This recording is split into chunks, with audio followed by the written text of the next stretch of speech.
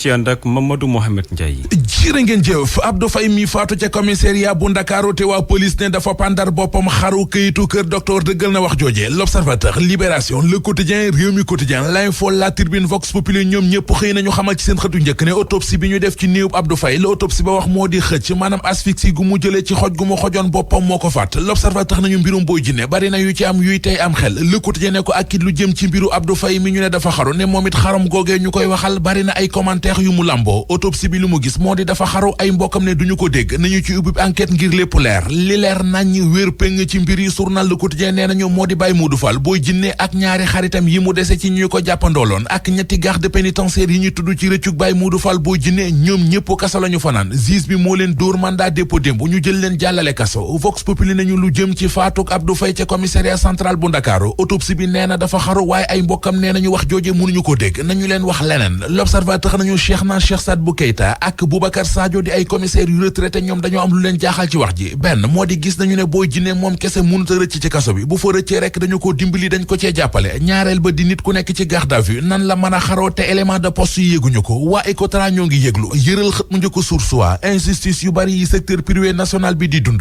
concurrence bu metti te tar te tegee di ci yoon bi secteur privé national bi di dund ak li ñuy xañ entreprise yi réew mi ay marché yi réew mi di ko jox ay jàmbur ak i doxandéem yéenekaay bi nee nañu loolee moo leen mitti ba tax démb ñu fippu fuddu fëgg ci taabal ji maître Demba Ciré Bathily di ñu wax ci xët mu njëkk Source A ne non seulement doole lu ñu entreprise nationale yi waaye dañuy fexe saa su nekk nu ñu leen écarté ci marché public yi te loolee koom-koomu réew mi di économie Sénégal rek moo ci nar a yàqoo moo ci nar a gasaxe mu ne Ecotra mi ñuy xeex tey ak di ko ginnaawal nañu xam ne investissement bu toll ci 77 milliards la juróom-ñetti téeméeri doomi aadama ñoo fay xëy di liggéey weeru yàlla sàkk dinañu fay ci ay salaire genn wàllu milliard maanaam 500 millions li muy liggéeyal ci ay fournisseur jege nañu ñaari junniy fournisseur te ñi ci yëpp ay doomi Sénégal lañu Source A nañu li ñu lug nag kilifa ak liggéeykat yu entreprise Ecotra ba kàddu di wax moo di marché fukki milliards ak juróom-benn bi Abdoulaye Sylla njiital Ecotra gagné woon waa BAD fuqarte ko ci moom jox ko ay Sinwaa malgré la ca Cour suprême waxoon Alpha Samb directeur technique bu Ecotra di wax ci xët mu njëkk Vox Populi ne li leen gën a def ñëgg-ñëggi xol maanaam li leen gën a frustré moo di décision yi nga xam ne ñiy joxe ay ordre ci appel d'offre yi ñeer marché public yi ñoo ngi koy jël ñu jël Les Échos fekkaat fa coow li Abdoulaye Sylla njiital Ecotra ay kàdduy ndénkaane yu mu mës a dénku maître Assane Dioma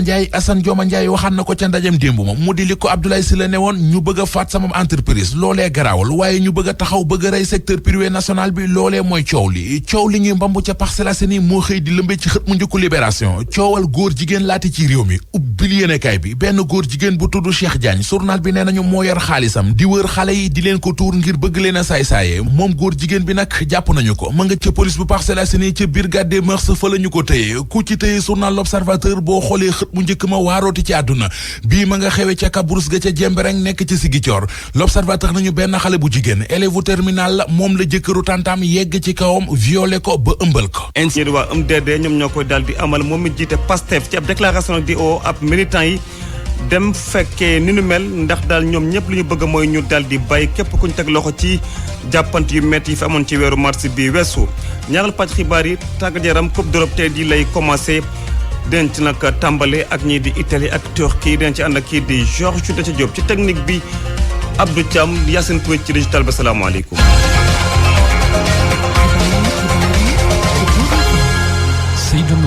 autopsie li mu wax mooy kii di Abdou Faye dafa daal di xaru di kenn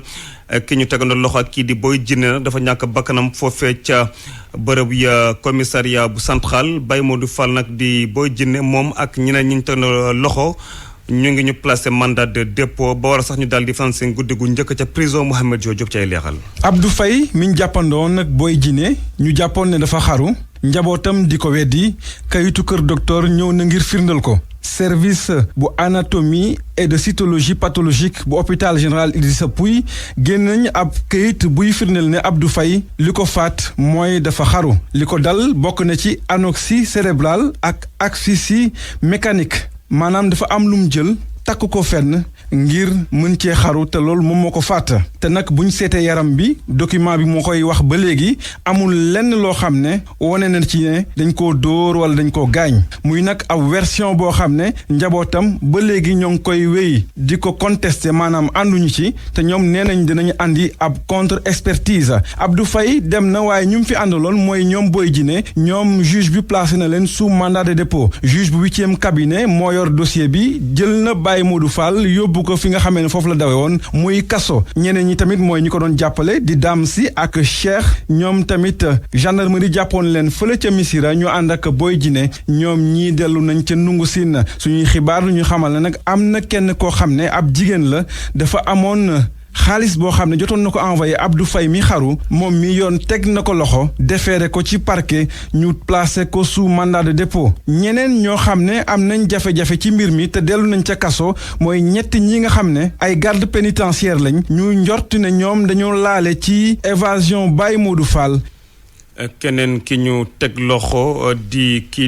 kilifa moom tam mu ngi commissariat central bu Kaolack moom nag di kilifa dañ ko sax teg loxo moo wax a dellu parquet moom mi nag di activiste bu Y'en a marre da mën foofee fekkee doxub ñaxtu bu ay prestataires yu Senelec doon amal ñu nag teg loxo loole nag ab délégation bu mouvement Y'en a marre di ko mettilu ba sax waral ñuy dem foofe ca Kaolack ci ajuma ji ngir waxtaan fakk waskatu xibaar yi keneen nag ko koy naqarlu teg boobu ñu teg loxo kii di kilifa di Malick Gakou nekk ca tournée politique ca Sine foofe ca Saloum nag ne xel mënul nangu daal ay nit di dox ñaxtu ñu leen di teg loxo ñu réglu kii di Malick Gakou ak Ibrahima Diamé. lii nga xam ne nii xew na fii si démb muy travailleur du Senelec ne dañuy dox pour wax seen ñaxtu ñu dóor leen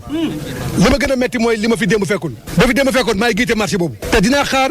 ba beneen yoon waa Senelec di marche ma ñëw ànd ak ñoom marche parce que quand même mais ku ñu nungu foqal ci sa alal ku ñu ndoot mais da nga war a yuuxu mais réew mi kan moo ko moom ba Sénégal yi mënul yuuxu mais dafa doy waay dafa doy Sénégalais yi sonn nañu dafa doy loolu moo tax daañu ànd ak travailleurs yi ñu xeex li nga xam ne moo fi am te lii préfet fi def démb tegu ko fenn parce que ku def sa demande de marche dañ la war a permettre nga marcher pacifiquement jooy sa mbébét wax sa mbébét waaye nag dëkk boo xam ne nii kenn amatul droit wax sa mbébét loolu mooy ban dëkk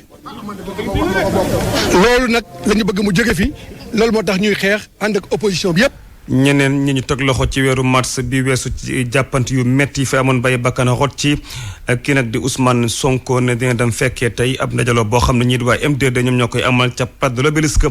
moom mi jiite Pastef nag parti boobee di o militant yépp dem fekkee nu mel mu yëkkati lekk kaddu ci ab déclaration Pape Balla Gueye ci ay leeral. juróom-ñett ci ay militangam ba tey ji ñu daal leen di teg loxo gannaaw manifestation yu fukki fan ci weeru mars yi ñu génn Ousmane Sonko ba tey nanguwul mbir moomu lay gannaaw waxtaan yi nga xamante ni kilifa diine yi sumboon nañu ko leader bu parti Pastef nag jamono ji li mu bëgg mooy ñu bàyyi militangam yooyu ñu tëj ci kaso yi ndax jàpp na ne ay otage politique lañu. ñi mu jàpp ñépp te defuñu dara dul manifester seen droit bañ injustice bañ nooteel bañ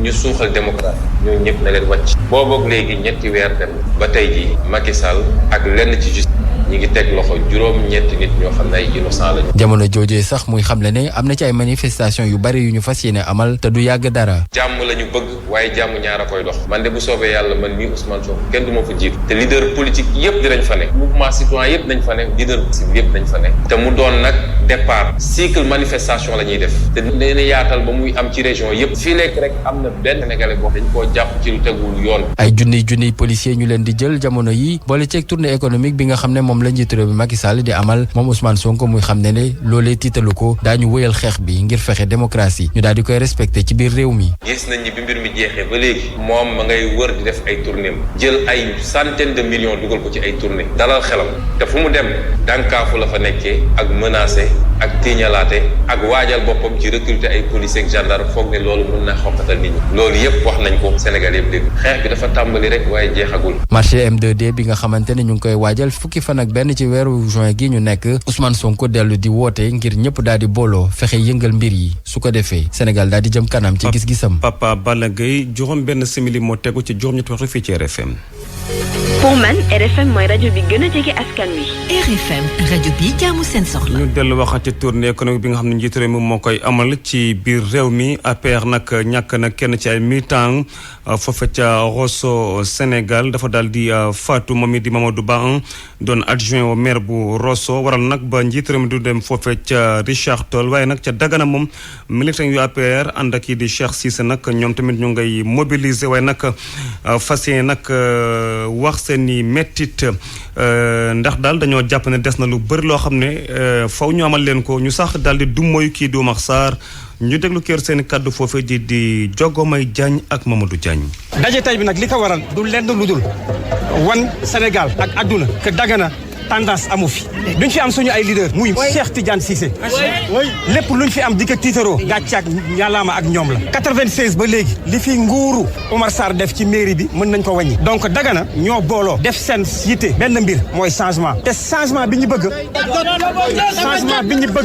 te population bi di ko laaj Cheikh Ahmed Tidiane Cissé kese moo ñu ci doy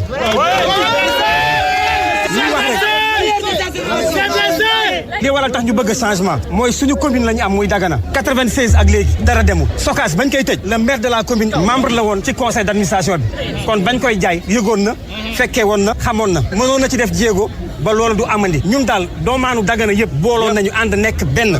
say feddali suñu fidélité derrière le président Macky Sall ànd sec suñu choix muy demande sociale muy Cheikh Ahmed Tidiane Cissé doléance du lenn lu dul lépp loo xam te ni si doléance la woon bu ñu posé woon problème mu ndox la ñu am leneen liñ ci bëgg nag mooy Sokaas bi bu ñu ko mënee ubbiwaat moo ñu gën a xamal lenn daal président de la république Dagana booloon nañu ànd nekk benn say fas yéene ko tertu ànd ak suñu choix muy Cheikh Ahmed Tidiane Cissé ñeneen ñi fas yéene wax leen métti ci teewaayu njiiti réew mi muy ña yeewoo foofu ca Younouss Ferry ca département bu Ranérou Ferlo gox boobee nag dafa daal di lakkatu boole ci ñàkk lu bëri ndox naka noonu waaye tamit ñàkk ambulance ba ñuy feebar pour ñu évacuer leen dafay daal di doon lu metti waral sax ba askan yi foofee fas yéene manifester Ali Bandel ñaa ci ay leeral. aw askan wu sonn lool ba loof ci jafe-jafe dund bi ñu nekkee boobu ba léegi ñoo wàcc si mbedd mi wone seen naqar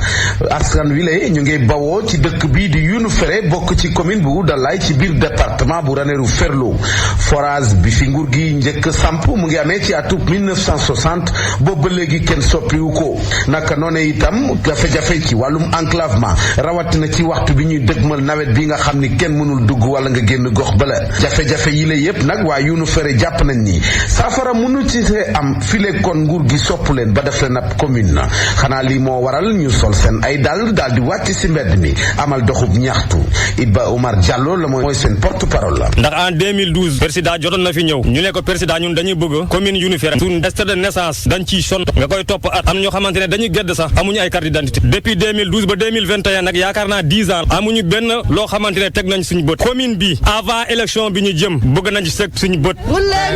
weeru koor bu ñëwee da ngay ji gis nit ñi xamante ne ni ñuy sonnee ci jëndëm galaas boole ci ñàkk nañu yoon boole ci dëkk bi dafa lëndëm sonn nañu vraiment nañ dimbalee commune ku dimbale ñu courant suñu case de santé soox bu méttee lay soox mooy ñàkk ambulance ak nguur gi ñàkk ci dugal loxam ndax benn yenn maladie yi soo ko amee sax da ngay dem Ourossogui mbaa nga dem Linguère. askan wi bokk ci Younouss Ferry nag fas nañu yéene la baliwaat ko ci tukkib njiitu réew mi ñu war a xaar ci biir capitale départementale bi di Ranérou Ferlo mu nekkoon sa naataango Ali Bandel ñaa fi ci Darou Matam pour RFM. Ali Bandel ñaa jaajëf ni ñu yoree ndox mi rawatina sax foofe ca Bambey Sereer ñenn te ña fa yeewoo nag li ñu bëgg mooy ñu saytu koppar yi nga xam ne moom moo jógee ci comité boobu ñu dénk ndox mi maanaam forage bi foofee ca Bambey ñuy sax o kilifa yi ñu fexe daal ba samp fa benn comité spécial buy yor ndox mi jaare ko mu leer fa nañ ci gox boobee ñu ngi nag rafetlu yenn yi ñu fa yéen ci ay coppite ñu déglu kii di Mbaye Tine yoxoon seen kaddu ak Babacar Diouf. président Macky Sall Bambey Sereer commune Ngogom dafa am sérieux problème sax ci askan bi ndax aussi bi Macky Sall defee réforme ba pare bi ñu ñëwee fii ci problème mu ndox mi danoo def ak ñoom passage service ba pare yaa ngi may dégg dem ba ci biir ñu bëgg a manipuler askan bi di leen tuur leen dem te fekk na askan bi sax yëgunu loolu waaw askan bi ba amul problème ak Aquatec ak amul problème ak effort amul problème ak état du Sénégal ñoom ñoo am ak problème ak état du Sénégal ndax problème bu bilan la waaw mënoo toog 15 ans doo def nangu woo def bilan alalu askan bi xam nañu ne ay experts ñu ngi fi lu mat suma juróomi téeméeri million ne fees ni dem noonu yow nga toog ne doo def bilan am nga fukki at ak juróom nga démissionné léegi dem jox sa nawle mu toog fa to askan wi xamuñu nga walbati ko di laaj ay carte d'identité pour woon leen ne kii moo fi toog léegi moom man wàcc na dafa yomb ba mu ëpp nanu defal bilan mbaa Macky Sall andi délégation spéciale saytu nu ndox meeg suuf si waaw maire nekku fi dara lu dul moo jàpp ci suuf ndax doom baayam la moo yor suuf si 20 ans yaa may dégg rakam yor ndox mi 15 ans kenn nanguwut le def bilan gisuñu xaalis tey gisuñu ëllëg te xaalis bi alal bi askan bee ko moom état moomu ko askan bee ko moom kon nag nanu defal bilan mbaa nu am andi commission boo xam ne moo nu saytu loolu ndox mi nu xam xaalis fan la dugg. pour man RFM mooy rajo bi gaaw ci xibaar yu wóor. RFM xibaar yu wóor te wóor. ñiy transporter hydrocarbure di essence be gasoil bi ñoom nag léegi dinañu am lii di prime de risque indemnité de logement ak 13e mois ak yeneen i avantages yoo xam ne ñoo ko doon sàkku di ay poñ nag yoo xam ne mu nekkoon seen i revendication waraloon sax ñu amaloon grève ñetti fan yële wees mu metti woon loolu ci borom woto yi ndax ñàkkub essence bi métti bi fi amoon perturbé woon lool secteur transport boobu les convention nag dinañ ko daal di gis fii ak njeextalu weeru juin bi ñu ne syndicat bi nag nekkoon démb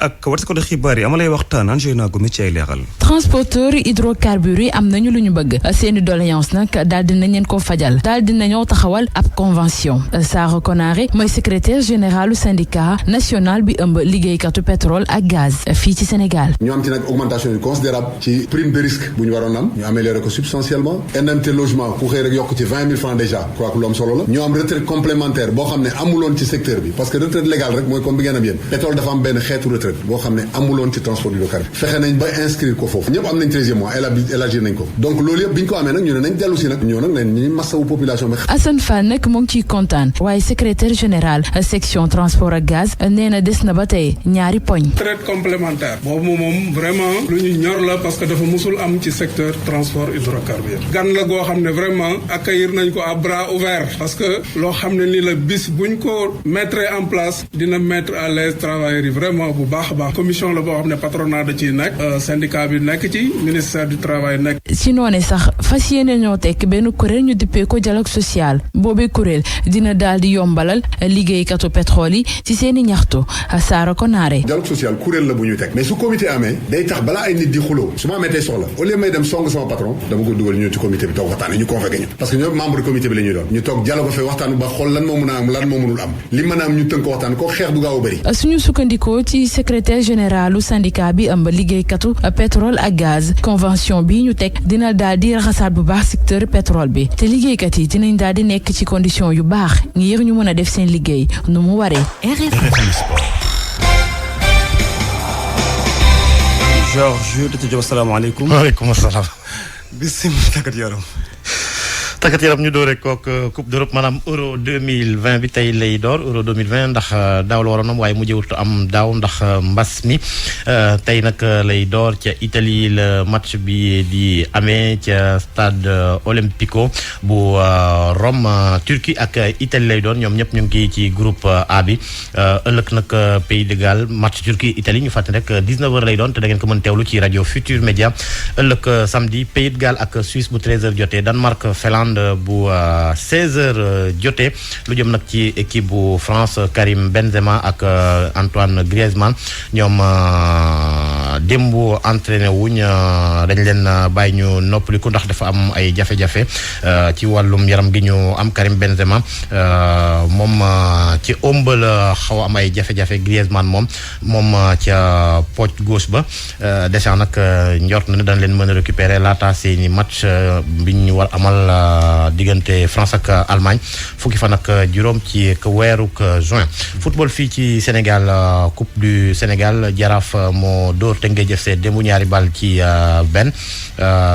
wala bokk ci njeexitalu ñaari bal ci benn Etix dóor Port 1-0 Oslo ak Kayor Football Club Oslo moo dóor ñaari bal ci dara Mbour Petite Côte ak Linguère Mbour Petite Côte moo dóor ñaari bal ci dara UGB Géejawaay moo ko doon ñaari bal ci dara Jàmbaar moom dafa labbal yi ñi nga xamante ne ñoo di Cambérène 5-0 0 Casa Sport moo jël ndam li ci kanamu Jeanne d'Arc bu Dakaru benn bal ci dara bi ci soccer lañ ci teg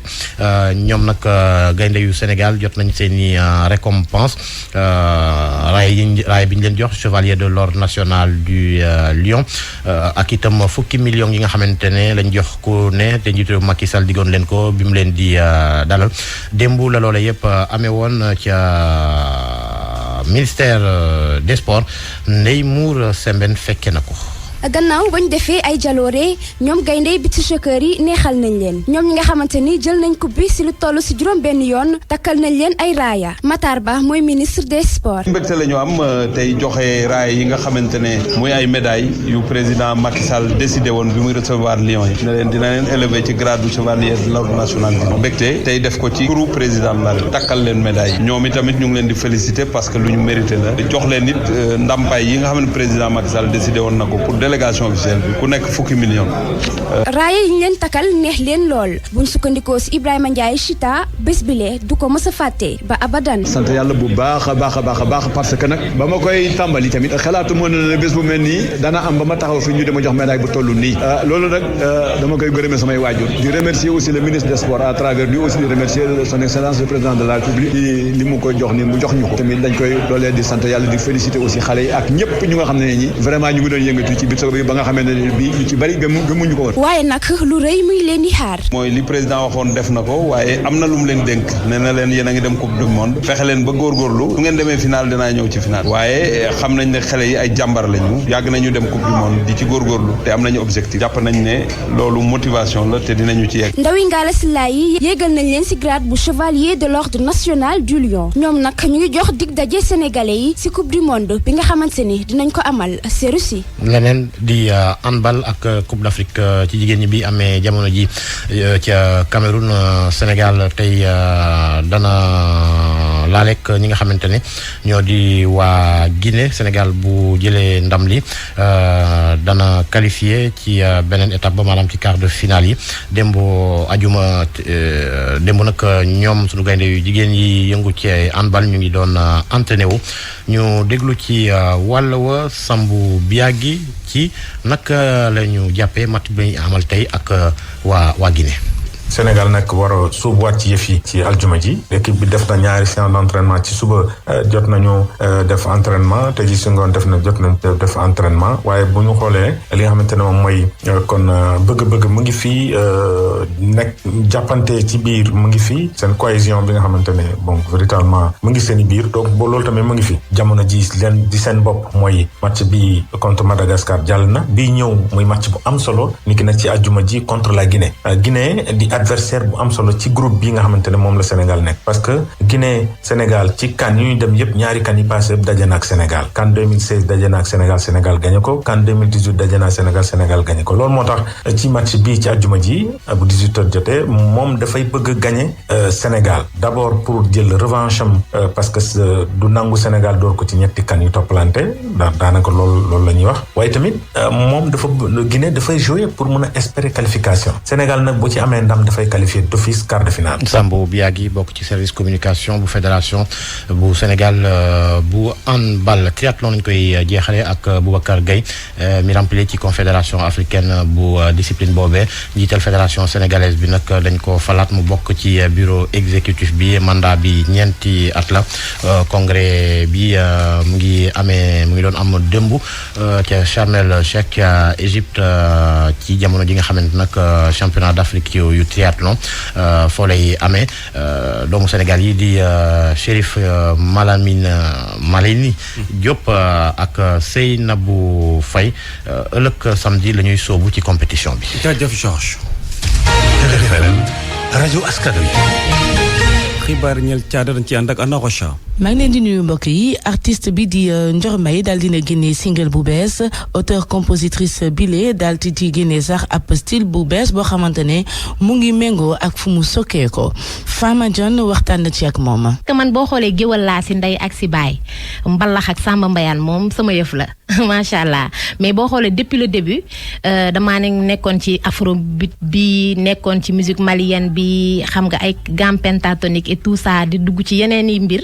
donc j'avais juste envie de montrer aux Sénégalais que man tamit mën naa def mbalax ni ko sama maam yi kii yaay yi daan defee ñoom ki ne la am daaro mbay yi eer yi mbaar yi mbëpp yi joll yi yëpp ñu wane ko ci ak colin gu ci yiw gi nañ ko daan defee takkaay yi ngalam yeeg loolu yëpp laa bëggoon génnewaat rek. Dior Mbaye mooy doon ganuk seen magazine bi ñu jéglal aada ci RFM xalam ni ki ëllëg samedi ñu daal di wutali bile yoon réewu Maroc ngir gën a xamle ak prison bu palais impérial bu Meknès dañ fa fekki suñu envoyé spécial ca Maroc Macoumba Bey. palais bi buur bi dëkkoon tudd Babul Mansour nekk Meknès lépp rëy këru buur dëgg la ci yaatuwaay bi buntu yu rëy yu kawe yi ak lépp luñ fi tabax waaye li gën a fëkk xelum ki nga xam ni moom moo fi ñëw di seet nag mooy kaso bi nga xam ni ci suuf lañ ko gas te ëpp na fukki hectare ak ñett bañ ko tabaxeek léegi ëpp na ñetti téeméeri at lu bari ci nag fi mu ne nii màggat na ni tabax bu am at yu ni mel di màggate booy dox nag di nga gis fi nga xam ne foofu la ñu génnee ay cheminée ngelaw mën faa jaar ngir dugg ci biir kaso bi ak itam lumière te lijjanti nañ ko ba bu dee taw itam du dugal ndox biir gi nag ay pax yu fasante ko yu naqaree gisante lay doon tubaab di ko wax labyrinthe Assane moom mooy guide bi fii ci Meknès. fii nag amoon na ñu bari ñoo xamante ne caabi da leen féete woon ginnaaw ñu ñuy woowee ay pirate ak ñoo xamante ne ay esclave la ñu woon ñooñu nga xam ne ñooy prisonniers yi sax ñoom daanaka ñoom ñoo daal di defar dëkk bi mu nekkoon nag ci digaluk roi Moulay Ismaël. kaso bi nag lu ëpp juróom fukki at a ngi nii biñ ko tëjeek léegi kenn nekkatu fi waaye am na jamono yoo xamante ne nii mbooloo fa daan daje. après les années 60. gannaaw année 60 yi daanaka kaso yëpp dañu ko daal di tëj wala sax yu ci bari nag tunnel yi moom moo ko daal di fatt boobaak léegi nag daanaka am na ci yenn yoo xamante ne ay bënn rek moom moo ca des yoo xam ne ngir daal di mën a indi aération ci ñi nga xamante ne ñoom ñoo fi ñëw di visiter bërëb bi diiru juróom fukki at ak juróom-ñaar yoo xamante ne kii di roi Moulay Ismaël moom moo nekk ci toogu gi daanaka amoon na lu tollook ñeent fukki junni ci ay prisonniers yoo xamante ne ñoo fi nekkoon. les années 57 années de le roi. Meknès dëkku buur la ville impériale ni ko Rabat doone ak Marrakech ak Fès waaye mbay mu méngoog jamono lañu ko gën a xamee fi mu ne nii fi ñu doon tuddee sàqum buur bi nag nga xam ne fi lañ daan denc li ñuy jëfandikoo ay miir yu ngand ci barab yu yaatu lañu fa tabax yoo xamante ne nii fa lañ daan riime dund ba muy wane ni yàgg na am place boo xam ne bu am doole la ci marocain yi li ñuy jëfandikoo ay garabu olive ak ay garabu figg ñoom bëri nañ fi lool waaye itam mbind moo xamante ne nii